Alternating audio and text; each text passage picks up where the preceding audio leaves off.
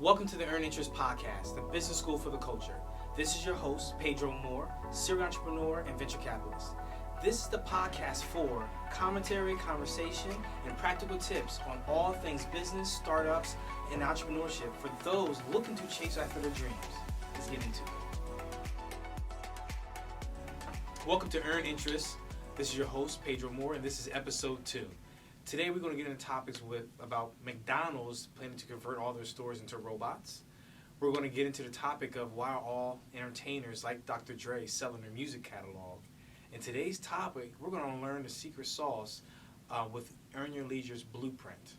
That sounds interesting. Let me know who's going on fire. As always, I'm here with Mr. Dion Ringo himself. What up, though? And also we have Rail Williams behind the scenes, making sure we look pretty. Yes, thank you, bro. Very important. I'm excited for this. It's funny, we were just talking off camera about everybody selling their music catalog, and Snoop Dogg has cereal, so that's interesting. But, you know, Earn Your Leisure has been doing some remarkable things, which, you know, is interesting. So I'm looking forward to hearing what you have to say about that. This McDonald thing scares me, though, but... You know, so I feel like that's a great place to start. So I wanted to ask you about your week, but you talk about robots at McDonald's. I feel it's very apocalyptic. You know what I mean? I wonder, you know, if I had a playlist, if I had to create a playlist of a zombie invasion or McDonald's robots, what would it be? Y'all let me know in the comments. Like, what's your zombie invasion playlist? Like, what's on there? I need to know. So robots at McDonald's. So for one. Why is anybody still eating at McDonald's? Let's just start there. But. Well, you know what? We can start there. So here's the thing. People forget. McDonald's really doesn't care about food quality, right? What is their competitive advantage is the fact that if you watch the movie, I think it was The Founder with Michael Keaton. Me and Michael Keaton were the same shoe size. Sorry. Well, I was just in L.A., put my feet in his footprints. So we have two things in common. We wear the same shoe size, and we're both Batman. Just favorite Batman? No, we're both Batman. Oh, okay. I mean, he is my favorite Batman. No, I'm Batman. Just putting that out there, just for anybody who was curious and little fun facts. Yeah. But in that episode, when he started to learn about the McDonald's franchising system, the thing that intrigued him that was different is back in that era, the 50s and 60s, everything was like sit down. But the fact that he was able to come up, buy the food, and got his food right away, right?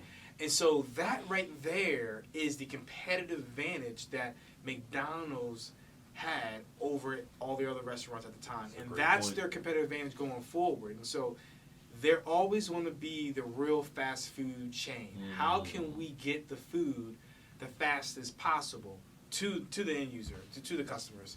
I will say, though, however, it just seems like fast food ain't fast no more because I know there's been times for a moment, Winston, he's on a good health trip. Winston is Pedro's son, listeners. Yes.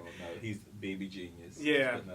Yes. For those that don't know, we went viral fall 2013. If you Google dad and son playing Laugh and Learn ABCs, you'll come across How's that feel to have a son more famous than you?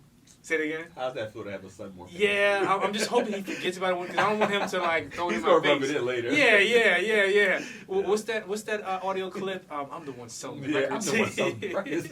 Everybody here to see you, daddy. Exactly.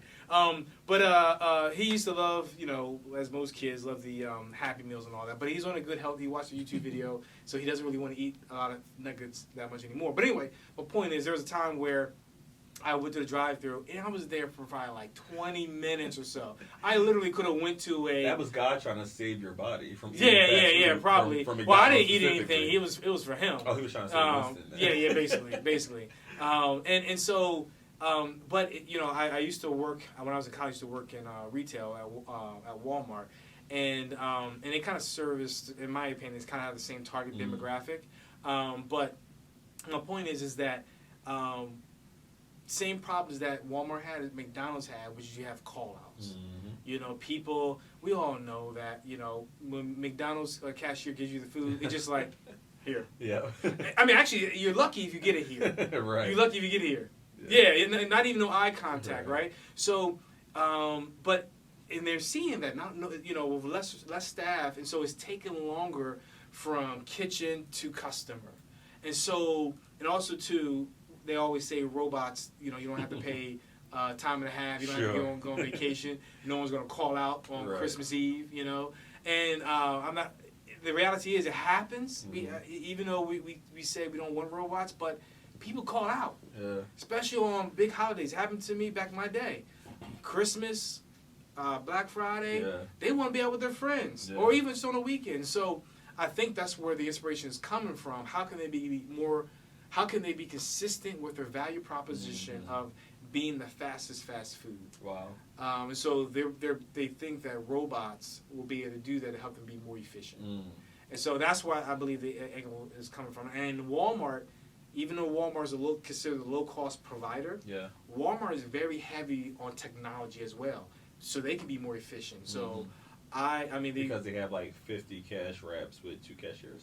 Yeah, exactly. So just fill the other 48 with robots, I guess. Because they're all there. They're never being used. Ironic. I know there's one store.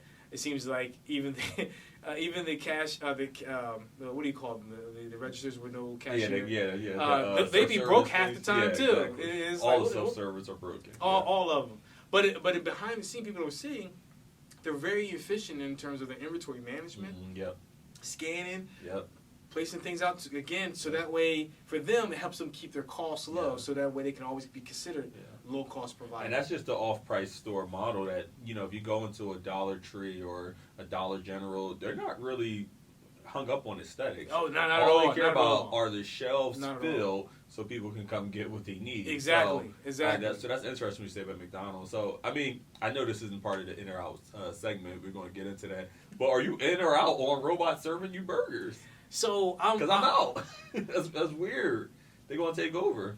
They're going to try to kill you. And that's the part where I'm a little bit in the middle. The only reason I'm in the middle is because I feel like it's almost the inevitable. Take out your heart. Yeah, I know. Will Smith was prophesizing the future. But it's one of those things where I would say no, I don't want it, but because people don't want to work and people call out, and like if we see a greater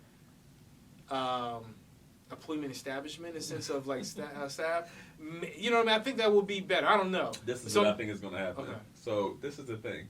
Robots are going to simulate, and they're going to start calling out. Robots going to be like, yo, I'm not coming to work. I do not compute. I schedule my PTO. Exactly. And I did it efficient because I'm a robot. There's like, I seen the calendar. You can't tell me it's not available. It's clearly available. I'm a robot. It's just they're going to have resorts. Like, they're going to, PTOs, they go to resort of robots where they're going to have, like, oil, other robots putting oil on their metal. these robot joints. Yeah, easy thing. Like, no, it's going to be bad. I do not like it. I can see it, yo. Yeah, I can see it. I agree. But it's one of those things where I feel like it's good for the economy. Robots, they have to be expensive to make. Yes, but I think it's the I don't know for sure in terms of the math, but I think it's the upfront cost. Yes, it's expensive, but over time it will be cheaper. Okay, and I think that's the perspective that they're coming from.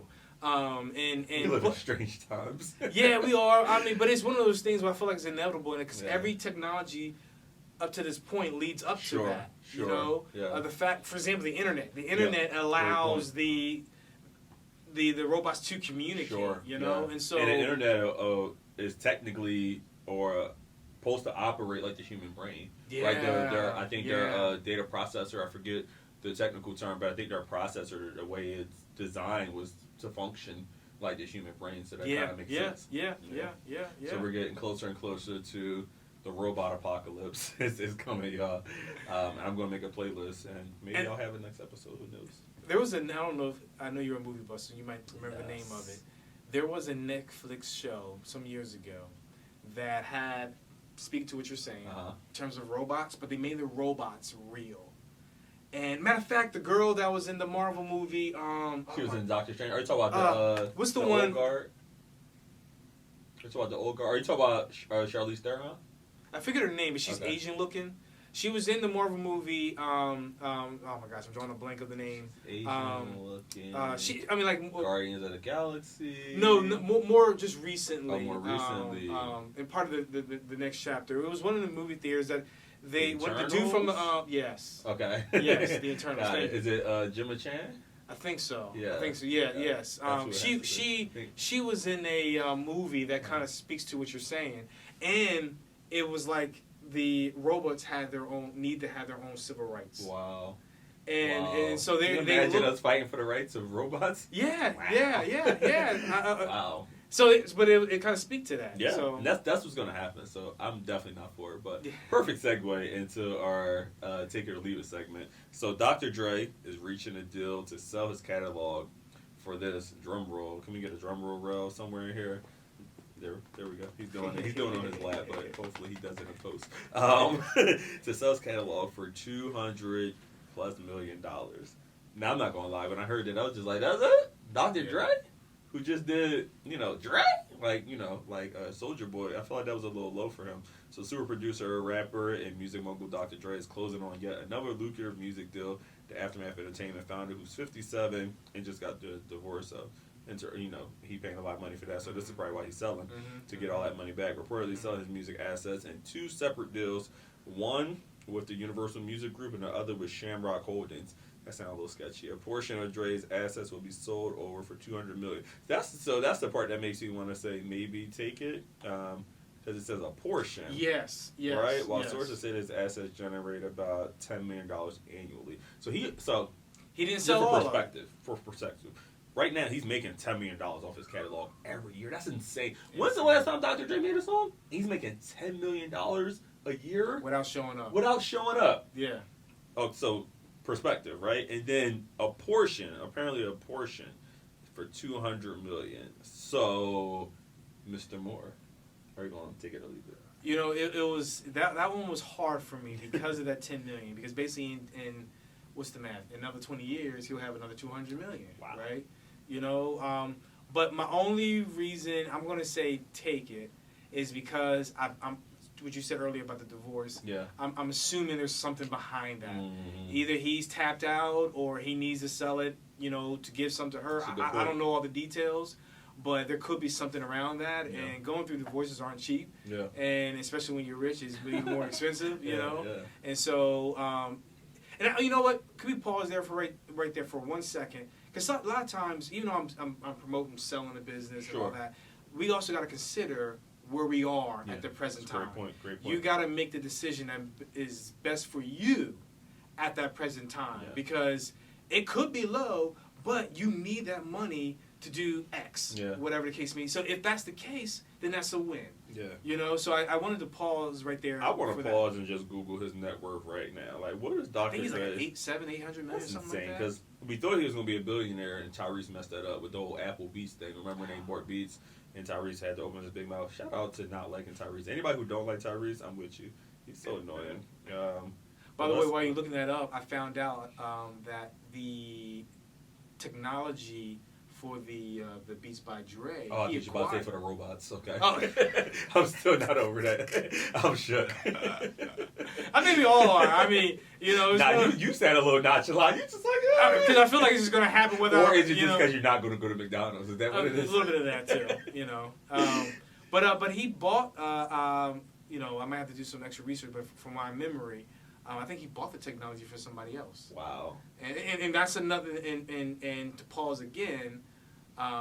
That's another path of entrepreneurship. Is that where you buy a business or you can buy an asset and just turn it into something even major. Yeah. You don't always have to create it from the ground up. Yeah, that's wild. I feel like on the next episode, y'all going to have to come back for that when we need to talk about the whole thing with Trilla and Versus. Because I know there was a lot of conversation around that, but I feel like we need to hear from the expert, Mr. Moore, over here. So Dr. Dre, I'm seeing a few different things, but the one I'm seeing consistently says of January 2023, his net worth is $500 million. Oh, that's wow. now, so which is strange because I'm seeing something else for December 20th, 2022. It's saying that his net worth is $850 million. That's what I saw. With a monthly income of $5 million and a salary of $50 million. So that's a big difference. But either way, another $200 million ain't gonna hurt. Yeah. So I get it, especially because he's 57.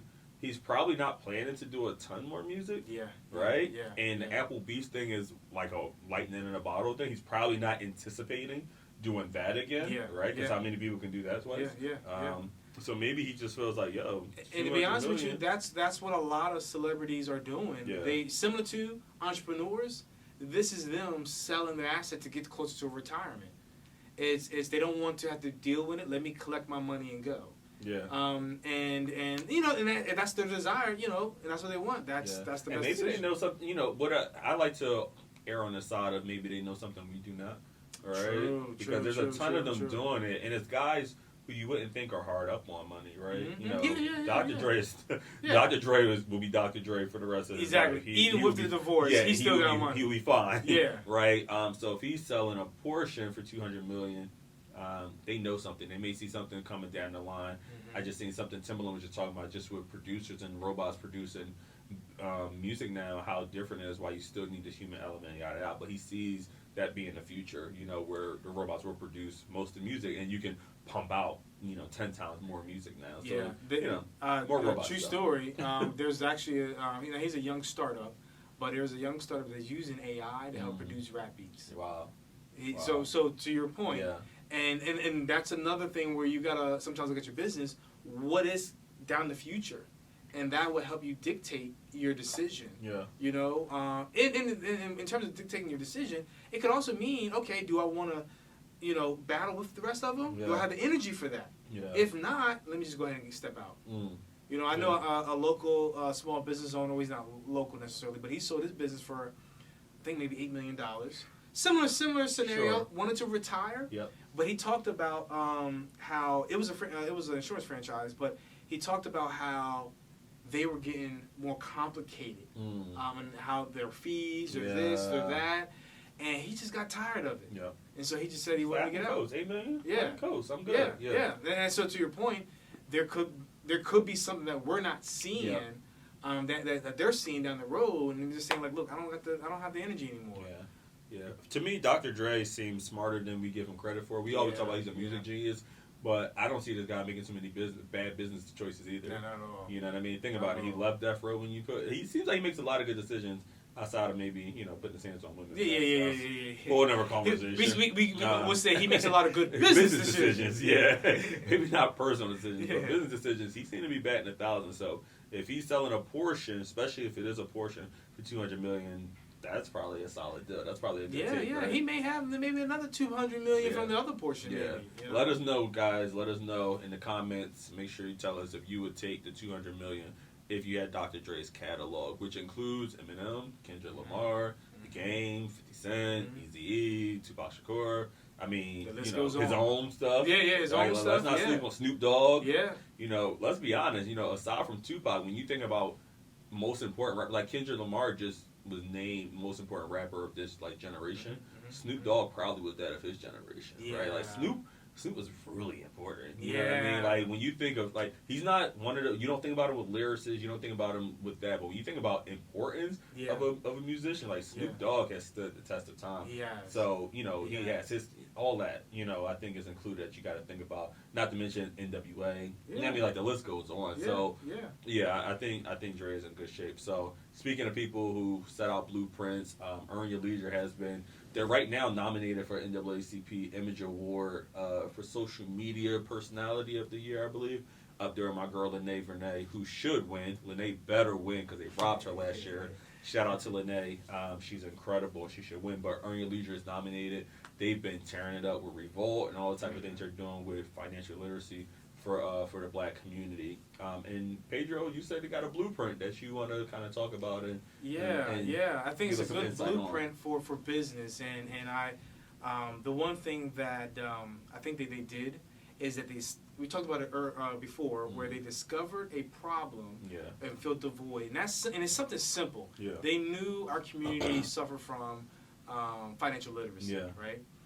But even though there's other people that provide financial literacy, but the small difference is they always come in with a suit, tie, maybe a nice expensive car, and immediately when that happens, you kind of set yourself, here and the rest of the people here.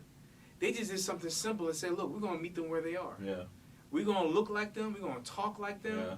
And that, I think, because, you know, being relatable, people forget about that. Sure. And that, I think, is one of the secret sauces that allowed them to really kind of sky past so many other podcasts. And that gave them that really strong competitive edge because they were relatable. Yeah. They looked like people that's your neighbor. Yeah. You know, and so they made it seem like they were genuine. They made it seem like that that they cared about your financial success. Yeah. And so when you're starting a business, you always want to find that competitive edge. There's this market analogy called the blue ocean and the red ocean. And basically what happens is if the red ocean is basically a whole bunch of sharks, a whole bunch of meat, everybody's over there. You want to find the ocean that's blue. And I think that's what they did. Wow. Most financial literacy people are smart. Of course, obviously they're smart, but they come off as I'm up here and not down here. And being able to speak to the audience that they're trying to reach. And I think that's what really helped them really carve that nice little niche. If you think about it too, I'm gonna bring up Chick-fil-A. Since we talked about McDonald's, and right? they have no robots at Chick-fil-A. Yeah. There's no robots at Chick-fil-A. Excuse me, but the one thing that they did, they knew the problem was fast food has bad customer service. Sure. We talked about how McDonald's just says here, Yeah, right? yeah. We all know that. But Chick-fil-A invested in training to do one small thing, which is to train all their people to say "my pleasure." They wanted fast food to be like you at a sit-down restaurant. Yeah. You know, now granted, I know a lot of us don't really go physically go in Chick-fil-A that much anymore since the pandemic. But I remember, I think my first visit, I was shocked when they came to get my plate. I'm like, oh, what are you doing? You know what I mean? But that was them going above and beyond. They're still fast food, right? But they're going above and beyond in a crowded marketplace that has a stigma of poor customer service. Yeah.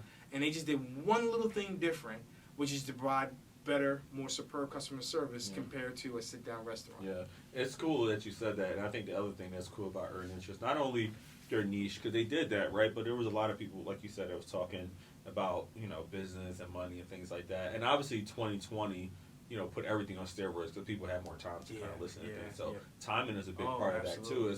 But one of the correlations that you just made me think about with Chick-fil-A, they stood on what they stand on. Like everybody has a thing about you got to stand on it, right? And with Chick-fil-A, they said, hey, we're only going to open 6 days a week, but we're going to outsell everybody, and that's what they did. And I feel like Earn Your Leisure is kind of doing the same thing. They're standing on it, right? Yes. They are clearly now millionaires. They're clearly now, you know, staples in the culture, right? Yeah. But they're standing on what they're standing on. Like, they haven't really deviated from that, but they're going this way. They're creating new things, right? They're finding new partnerships, right? So when you talk about scaling a lot, and in your space, where do you see some things that they did right on their way up, like just for yourself? Sure. The events that they do, I think that's a great because if you think about it, going back to being relatable. They're out in New York, right? If you're not in New York, you're never really going to come across them. Good point. Now they come to an event, you can see and maybe even touch them in terms of shaking their hand. So now, again, they're going back with their consistent thesis. Even though they may never have really said this. I do recall them talking about they wanted to be more relatable, but now they're accessible. You know, you can see them. You know, you come across them, and I think that is and I like that they're building a brand.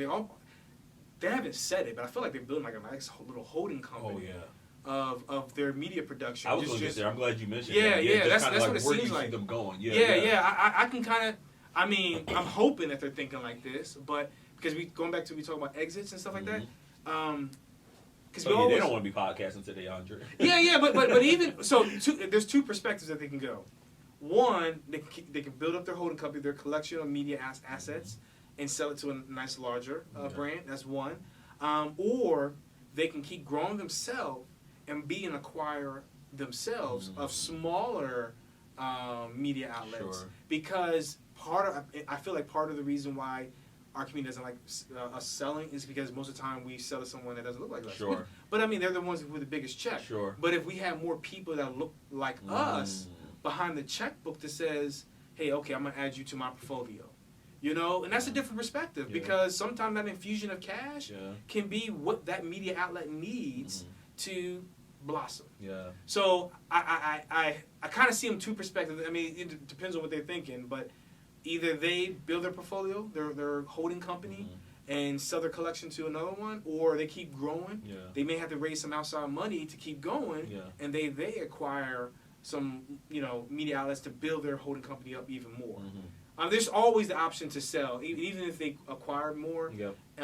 They can still even sell later on. Yep. But anyway, that's just my portion, and you don't have to sell everything either. No, yeah. Well, we just talked about with Dr. Exactly. Dre. Yeah. There could be maybe they keep the podcast and they can sell what is it called? Invest Fest. Invest Fest. Yeah. Maybe they sell that. We don't know, of course, but as an example of one of the assets they can kind of roll off to somebody else. Yeah. Yeah. So for other people who I'm pretty sure they know, if they're listening to this, they know, they've heard of earned leisure. But I think they're also been really smart about how they show up in other spaces. So, they're on everything now because they become so synonymous with financial literacy, right? So if someone sees that, like you were talking about earlier, like the red pool and the blue pool, what would you say to somebody who feels like, well, dang, they already got that on lock. Maybe I shouldn't do this. Because a lot of people think like that too, right? They're like, oh, you hear it all the time, that market is saturated. Me personally, I think that's usually a good sign, if I'm being honest. I wouldn't have started what I started if Vogue wasn't making money. Yeah. If Essence wasn't making money. It's the term niche, right? Yeah. Let's think about, we talked about Walmart, right? We talked about, if you see Walmart, you think like, oh, wow, or even Target, wow, they own the whole grocery. Yeah. But there's always a niche in everything because now we have Trader Joe's, which sells more healthier items, right? And sometimes it could be business model as a differentiator, meaning that, because I know Amazon is trying to do these where you can kind of walk in and walk out with your groceries, right? So it could be something simple as that. So I feel like there's always a chance to carve. You just got to spend time to think. Because even with film, they're doing an amazing job, but there's still gaps in there. Yeah.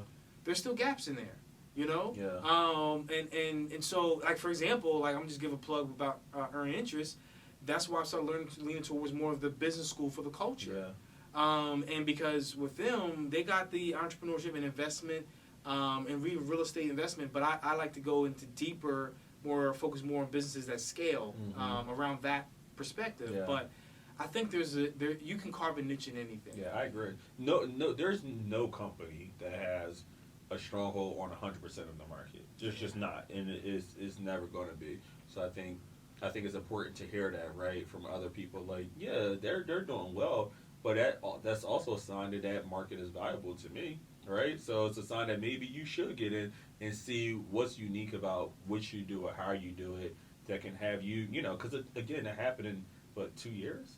Yeah. They blew up in like 2 years, like, and you mentioned earlier, perfect timing. Yeah. And the other thing is people don't realize timing and alignment are so important. Yeah. Big time.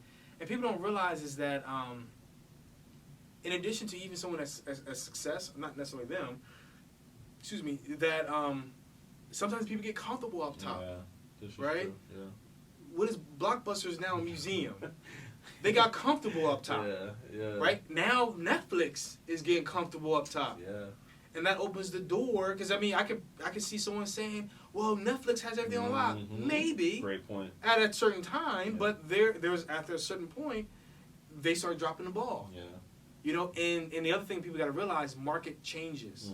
You got a teenage daughter, and what if you were to say which media device does she consume the most? Either TV or mobile? It's probably mobile. Yeah. Exactly. Yeah. Our generation is more TV, right? Yeah. So that's an example of a market shift, right? Great point. And so us growing up, we had maybe a couple TVs, the big box ones, right? Sure. A couple of them. Back. With the back, right? About the sidebar. Yeah. I told you I used to work at Walmart. I used to work in the electronics department. I used to have to pick those big boxes up. But here's the sad part. I be having to put it in females' trunks that are like this big. Oh no! And they be looking at me like, seriously, are you gonna put? I'm like, ma'am, you see this box? Yeah. It ain't gonna work. No, it ain't happening. That's funny. And they don't. So anyway, that's just a sidebar about that. But occupational hazard. Yeah. From Walmart days. Yeah, it's triggering. But we gotta understand that market shifts. So we grew up with the big box TVs, and then we said when we get older and we have our own money, we want a lot of TVs. And so now we got the nice flat screens, and they're more affordable too. And so the average person probably has quite a few. That's a great point. But then now your daughter's generation, they're more fixated on mobile devices. Mm-hmm. So what does that say for the TV market in the next 10, 20 years, right? Could we see a falling away of TVs? Yeah. You know, I don't know, right? That's interesting, and you're right though. But the fact is, the market does. We see it as well with movies, right? And then with streaming. You know, so it still happens. But I think both has proven that there's still a market for it. No matter how great these phones get, we still watch TV. Yeah. We still buy flat screens. No matter how great the sound bar and the quality of the TV is, we still go to movie theaters, right? Mm-hmm. So there's always going to, even in the market changing in the market share, there's what do you call that? The music player, the big disc. Yeah, record players. Record players, yeah, absolutely. You know, there was a moment. They were gone. Yeah. You're an idiot if you think about those, right? Yeah. But now they're coming back. Everything comes back but disco. Yeah. Everything but disco. Disco ain't never coming back. What happened to disco? No. Same thing that's going to happen to all your competitors when they hear this podcast. Yes. Nah, but that's 100%. And again, then you package it differently. Package it as vintage. Yes. Right now it's vintage, so it's like, the packaging is different, right? So, exactly. So, and that's just being self-aware of looking at the market in terms of market problems, because sometimes changes can just be how you do things. Yeah. It doesn't always have to be the fact that, one person, I'm trying to think of an example, but let's talk about like with food delivery. I mean, that's explosive, right? Great point, maybe a few years before the pandemic, one of my friends, he used to always talk about like, man, I wish I didn't have to get out the car every time I go get groceries or whatever, because he had like 3 girls, right? And now, like my father, who can't really move, he's not that mobile, and I just found out that they go to the grocery store, and he, nice part, he's a little tech savvy in the sense that he'll go online and order it, but they come out to the car. At one point, that wasn't existing. Now, a grocery store, they still have their problems, and I think logistically, but another grocery store can do that just way better, more efficiently, maybe, right? Yep. And knock out Acme or whoever else, Shopper, or whatever other grocery stores out there. Exactly. So it's just listening to the market and providing something of value that the market can receive. And I think that's the lesson. Yeah. So you guys heard it here first. We got the Earn Your Leisure blueprint and what you can pull from there with some really great gems. So I think you nailed a lot of those things, and I know things that I wasn't even thinking about. So I hope some of you up and comers will hear that and go share that and go tweet about it as well. So Pedro, tell the kids where they can find you. Instagram Pedro_Moore, Twitter Pedro Moore, and Pedro Moore on LinkedIn as well. Thank you guys for another great episode. Pedro, you want to get us out of here? Yes, thank you guys again. I appreciate the support. And just remember to always make friends with money. Peace.